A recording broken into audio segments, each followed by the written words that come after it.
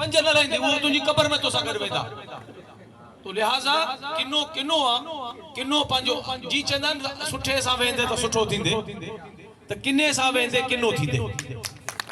बच्चो किनन को कटो इनको पंजे पाड़न को किनन के ढूंढन के इन ढूंढन पाकिस्तान के खाई छड़ियो जी अवाम जो खाई छड़ियो तवा जो असा जो सब जो रत पीतो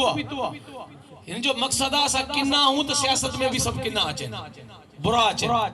छाका दा असा जी रोजी बदन खुदा गवाह है तो पीपल्स पार्टी में 2 नंबर जा पैसो तो मिले तदे करे जो को है सामानू करे 2 नंबर जे पैसे जे लाए जो तुजो मांजो हक आ वो उनन के एक पासे तो मिले तो ये ना है जो है वो सोना है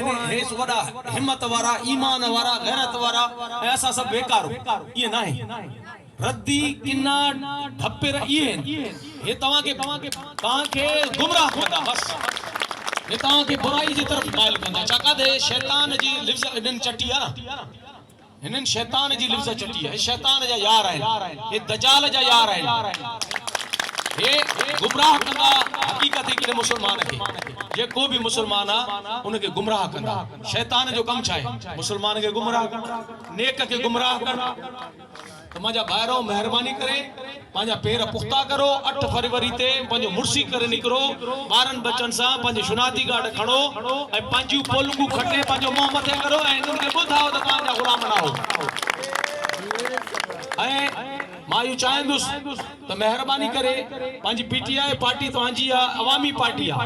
हियर या वाहिद पार्टी जो पाकिस्तान के गद करे सके थी न तो हाने कहीं भी इदारे या कहीं भी ताकतवर सियासी भी जमायतन जे वस में ना है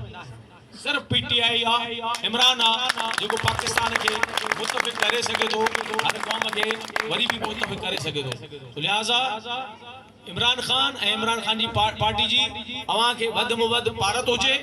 तवा इन पार्टी जा नुमाइंदा हो तवा जा वर्कर हो हर बाणू सिंध जो रहवासी पीटीआई जो वर्कर इंशाल्लाह रहंदो।